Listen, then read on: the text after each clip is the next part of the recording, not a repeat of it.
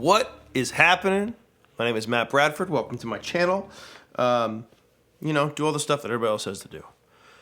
Today, we're going to talk about blues. Now, if you haven't seen my first blues intro lesson, it's called Blues Lap Steel 1, please watch it because, well, or don't, whatever, it doesn't matter. If you know what a 12-bar blues is, then we're going to be fine. We're going to be using the track from the beginning of this video, and that track and all of my backing tracks from every video I do are available on Patreon.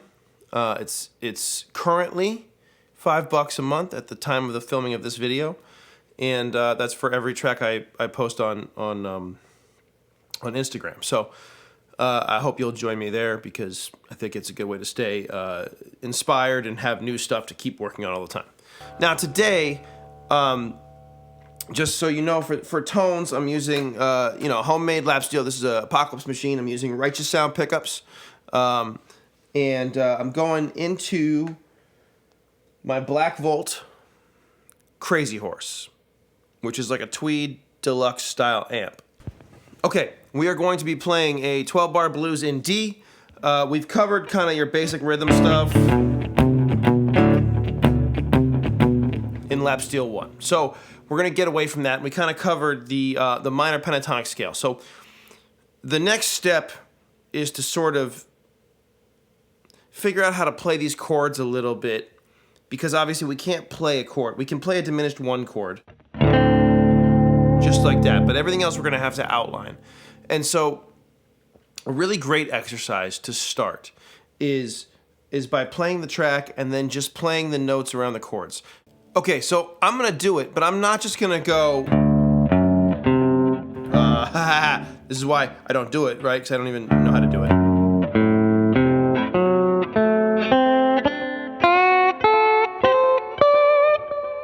I'm going to try to make it a little more musical than that. So what I'm going to do is I'm going to play the notes around the chords, but I'm going to use the track, and I'm going to play the notes in the chords. So I might play like...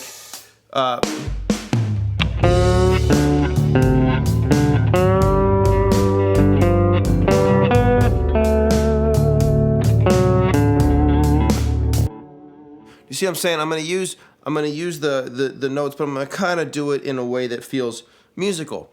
Okay, so the first thing I'm going to do is I'm going to outline the chords. I want to work on outlining the chords. I want to know what the notes are. Now, we're using a dominant 7 chord for each chord. The 1 chord is a D7 in this case, but a 1-7, a 4-7, and a 5-7. So knowing that it's a 1, 3, 5, flat 7 is my 1 chord, and I can keep doing that up the... right, knowing that, and then my 4 chord is here, and then my flat 7s are on the 3rd fret, on the 1st string, 4th string, and the 6th string. And again, we don't do tabs, we've covered this a number of times, but I want you to use your ear and I want you to use your feel. But check it out, so the 1 chord, 1, 3, 5, and flat 7, so knowing where those notes are is going to be very helpful, especially near the open strings, but all the way up and down. And then on the 4 chord, just knowing this pattern, 1, down to a flat 7. I mean, it's a 4, but it's a 1. It's a 4, then the flat 7 of the 4, and the 1 or the... Here's how I think of this. I think of this, in this case, I think of this as a 1, 5, 1, 3, 5, 1. That's of the 4 chord. It's a major chord with a flat 7, dominant 7.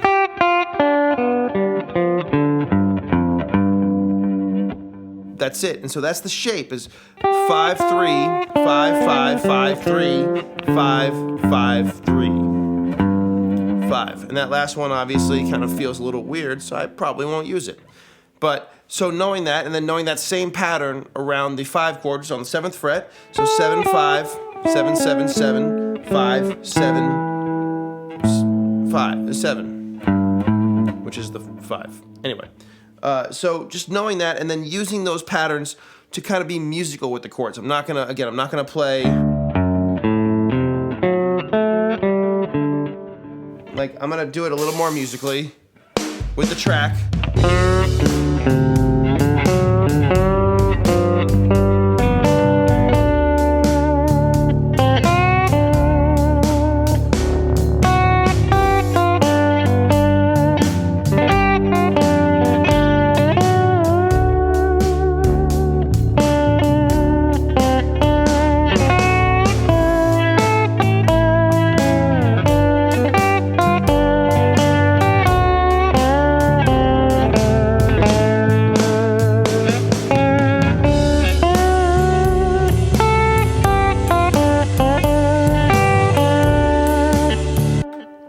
and then obviously I added something that wasn't quite in the scale yet the second time around. So again, doing that and trying to make it musical and staying within the chords. And if you've watched any of my other videos, I have a hard time being restrained as well, and it's one of the things that I could work on more. Sit down and really do this exercise, because this exercise can help you whether you are just starting out or you're really advanced or anywhere in between. There's always ways we can work on it, and as the more that I restrict myself, the more creative I have to be within an area. So that's using all the notes, but let's even make it even more restricted. Let's go with the 3, the 1, and the 7. Now I have the 1 2 places. I have the 3 on my 4th fret on my high D string. Open is a 1. 5th fret is also a 1 on the 2nd string. And then my flat 7 is at the 3rd fret.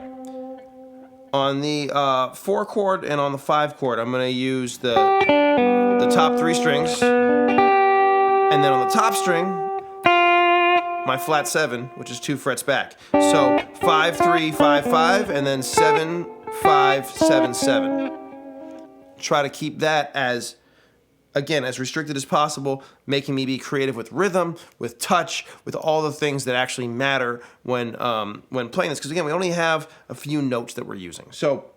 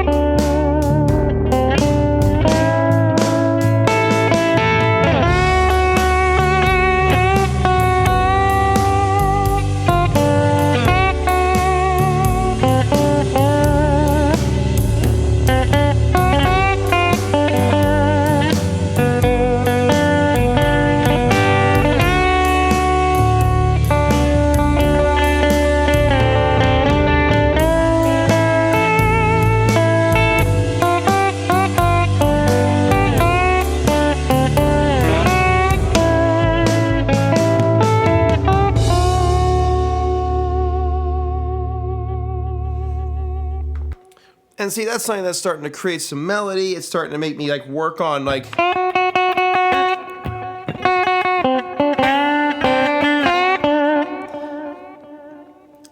And those things are super helpful with what we're doing.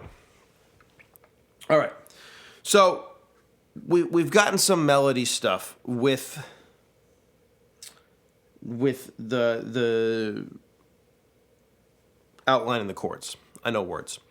Okay, we've got some melody stuff outlining the chords. I'm not going to cut that. I'm just saying it twice. I don't know why. Anyway, the point is, let's try to do that with rhythm, okay? So the same thing, which is I have a chord, and we have this kind of sweet groove, but like how am I going to make it instead of just... Like that's a garbage groove for this sort of situation. So instead, I want to get something that's going to be like... Okay.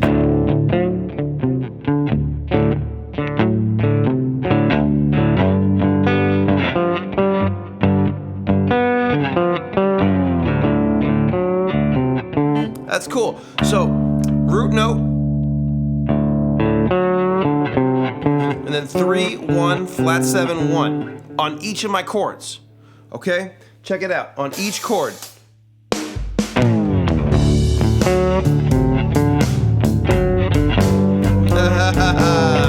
Alright.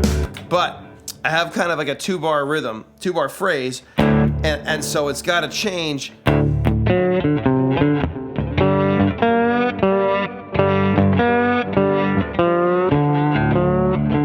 Okay, that's cool. So we're getting those 7ths, but you see how we have this kind of... That's that second bar.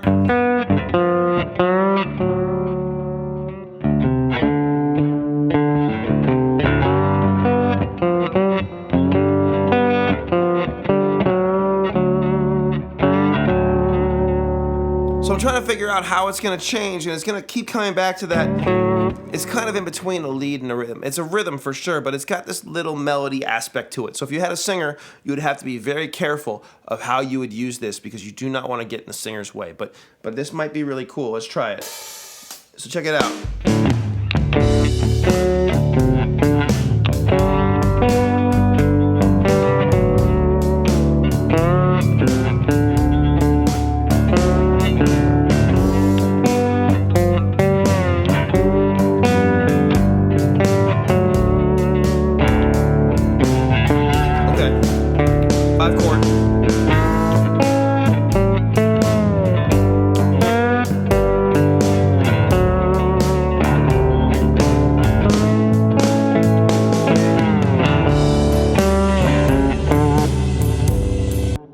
Kind of messed it up that second time through, but that's cool. So it's kind of become a 4-bar phrase for me.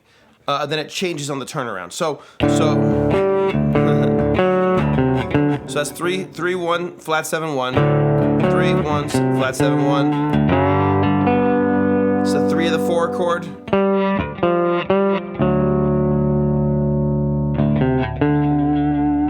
So that's the end of that phrase. So just that first 4 bars.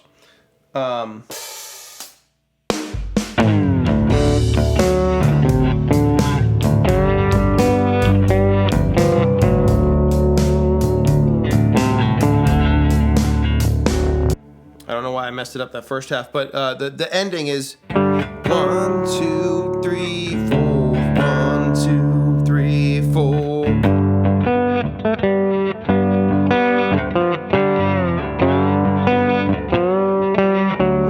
2 3 4 1 2 3 4. Okay, so that ending of each of those phrases gives it some space. If you had somebody playing over the top, it's going to create something cool. Then you can play over the top as well. So, but do you see what I'm saying? Like, I'm using it as both a melody space and then also in the rhythm space. So getting that... I'm outlining the chord because I can't play the chord.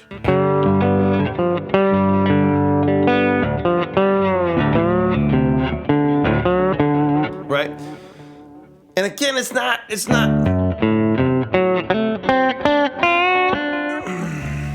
Those exercises are great, but they just drive me bananas. But making it musical, trying to keep that groove going, maybe I'll try to make the groove with no 1, because the bass is already in there. Let me try if I can do something with no 1 at all.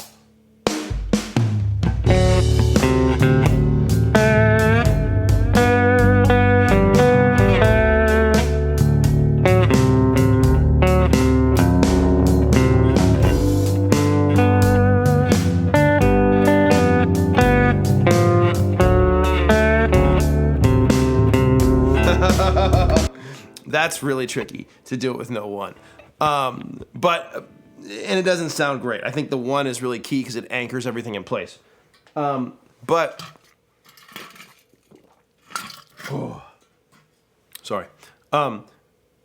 Keeping that 1 in there really gives us an anchor space. 1 3 flat 7 1.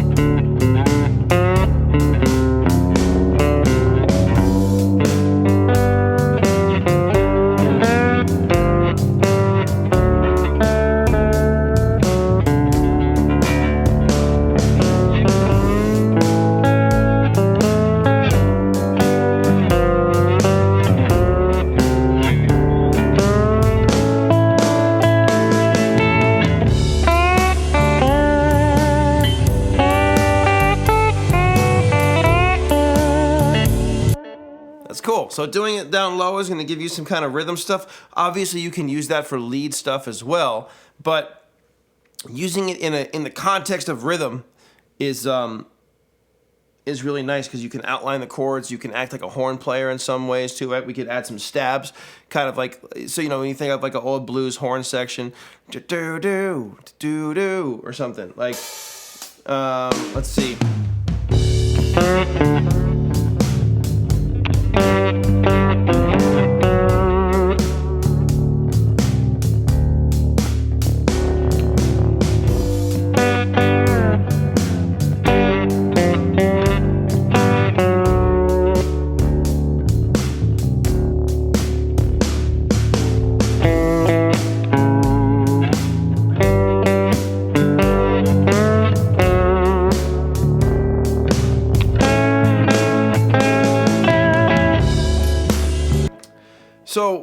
that's a pretty cool exercise too. Just trying to get out of the way, keep it back, be a horn section, be a rhythm section, be a lead section. Now, we're going to try to bring that all together with the minor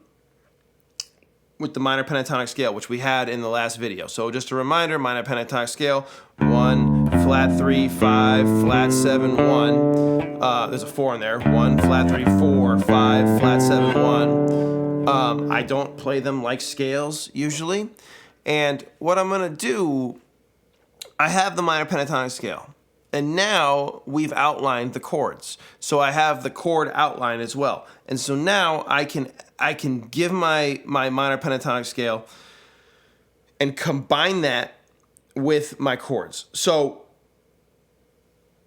check it out.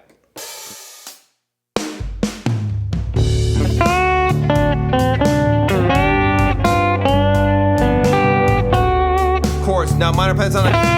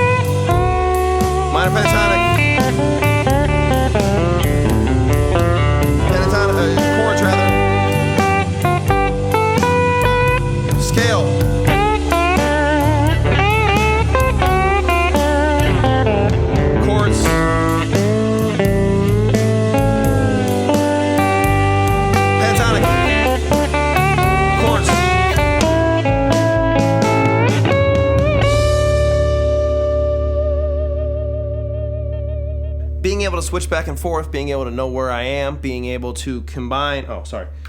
Being able to combine the chord outlines with the minor pentatonic scale. Now we're starting to have something that's pretty. It starts to sound pretty sophisticated, and again, there's a lot of different notes. If you remember in the blues one, I talk about how like there's a 1 and a 2 and a 3, a flat 3 and a 3 and a 4 and a flat 4 and a 5, flat 5 rather and a 5, and a flat 6 and a 6 and a flat 7 and a 7 and a 1. Like the only thing we're missing is really the flat 2, I think. But I don't ever play it that way. And so this is the way I can start to combine some of the ideas. Finally, let's just do it one more time. I'm going to yell out some differences between chords and scale stuff, but I think you get the picture, right? So this will be the outro jam. I'm just going to jam on the way out. But the idea here is going to be to get the chords down. Get playing with just the chord tones down. Keep yourself restricted. Restrict yourself in the treble area. Restrict yourself in the bass area. Make it a rhythm part. Make it a lead part.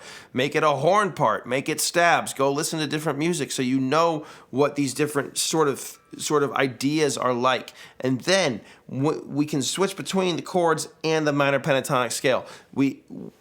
Being intentional with that is huge. Not just like, oh, I have all these notes. I was switching between them. No, I'm playing scale, chords,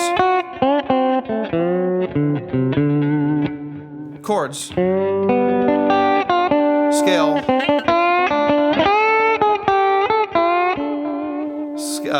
chords.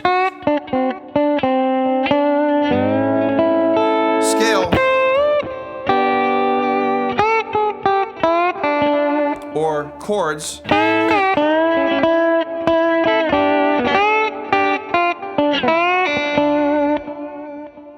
They both sound different, and so they allow you to do different things, and when you add them in context, everything's good. So we're gonna do this one more time just because we're here and we've done it. As we wrap this up, the idea that just to sort of sum it all up, we have chord stuff. We have the chord notes. we have the scale. They are separate but equal. That's not what I meant. It's not like that. The point is that they are, they're two separate ideas, and you want to use them separately, but you can also combine them in the sense that I can switch between them. But I'm not going to be. It's going to be two intentional separate ideas that I switch between. So making sure that when I'm playing, if you hear it, it's that scale, chords, scale, chords, scale, chords.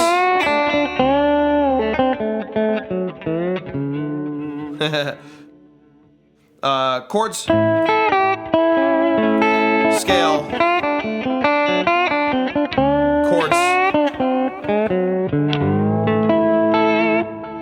You see what I'm saying? I'm switching between them, and then I can add stuff in and out. And really, the scale we're using.